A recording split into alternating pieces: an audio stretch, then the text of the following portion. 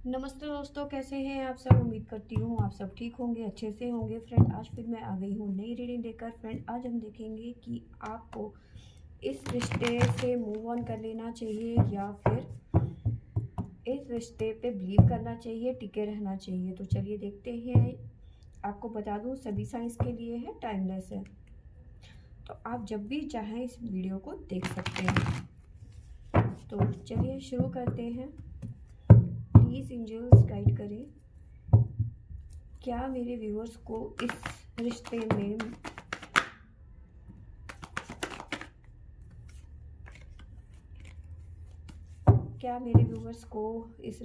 Move on कर लेना चाहिए।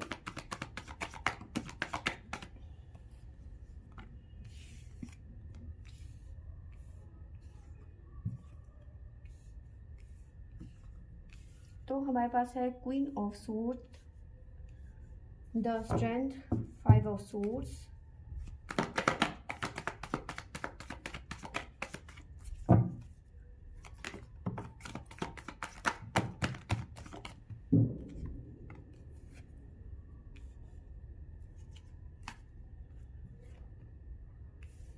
हमारे पास है द टेम्परेंस, 7 ऑफ पेंटिकल, और देखते हैं क्या आता है हमारे पास में।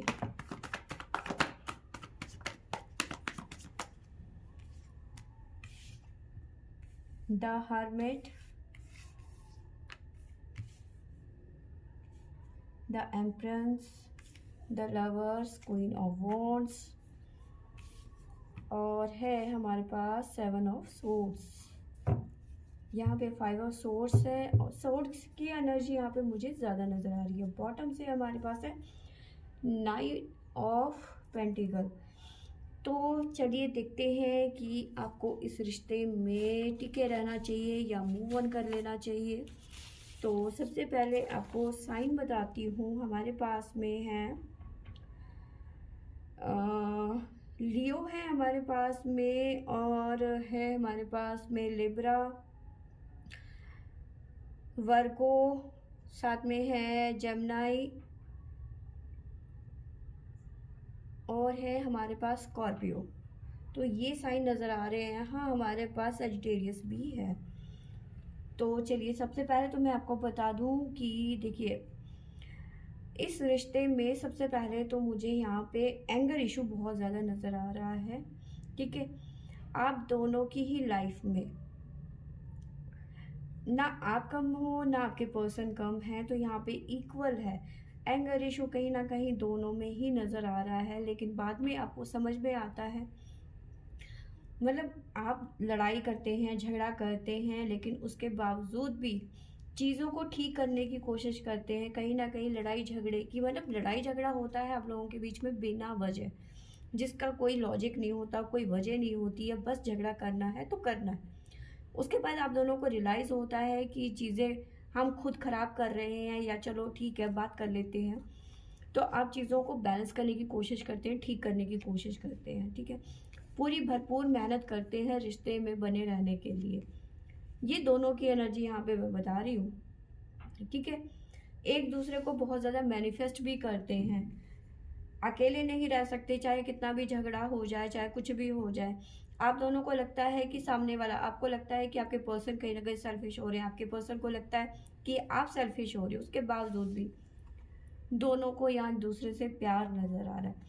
पूरी भरपूर स्ट्रेंथ बना के रखी हुई है। तो मैं ये ही कहूँगी कि थोड़ा सा सब्र करो। अगर जो आपके पर्सन ने ब्लॉक कर दिया या लड़ाई झगड़ा ज़्यादा हो रहा है, तो थोड़ा सा सब्र करने की यहाँ पे ज़रूरत है। क्योंकि यहाँ पे ज़रूरी नहीं है कि चीज़ें उस तरह से देखी जाए या उस तरह से हो। सॉरी, मुझे जुकाम हो रखा है। कि ज़रूरी नहीं है कि जिस तरह से आप चीज़ों को देख रहे हैं आपके पर्सन भी उसी तरीके से देखें, या फिर आपके पर्सन जिस तरह से देख रहे हैं उस तरह से आप देखें। तो दोनों की जो है चीज़ें अलग हो सकती है, सोचने समझने का नज़रिया अलग हो सकता है।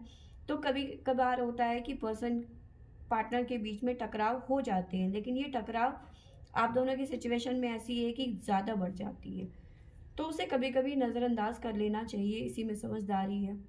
ठीक है, अगर जो आपके पर्सन आपको बार बार कॉल करते हैं या फिर मैसेज करते हैं, या फिर आपको लगता है कि भाई अब बहुत ज़्यादा झगड़ा हो गया है और अब इस पर्सन का मैसेज या कॉल नहीं आएगा, लेकिन जब आपके पर्सन को रियलाइज़ होता है कि वो गलत थे या फिर उन्होंने ज़्यादा बोल दिया या फिर ज़्यादा कर लिया, ज़्यादा रिएक्ट कर दिया उन्होंने, और आपको एक छोटा सा कॉल या मैसेज करते हैं, तो आप ये समझ जाइए कि ये पर्सन आपसे ट्रू लव करता है। क्योंकि पर्सन झगड़ा किए बगैर तो देखो, झगड़ा होता ही होता है, हस्बैंड वाइफ में होता है, फ्रेंड्स के साथ बीच में होता है, झगड़ा हर किसी के बीच में होता है। लेकिन उस झगड़े के बावजूद भी अगर जो पर्सन आपको समझ रहा है या फिर माफ़ी मांग रहा है या फिर किसी भी वजह से आपको कॉल या मैसेज कर रहा है, तो समझिए कि वो आपके बगैर नहीं रह सकते, आपसे बात किए बगैर नहीं रह सकते।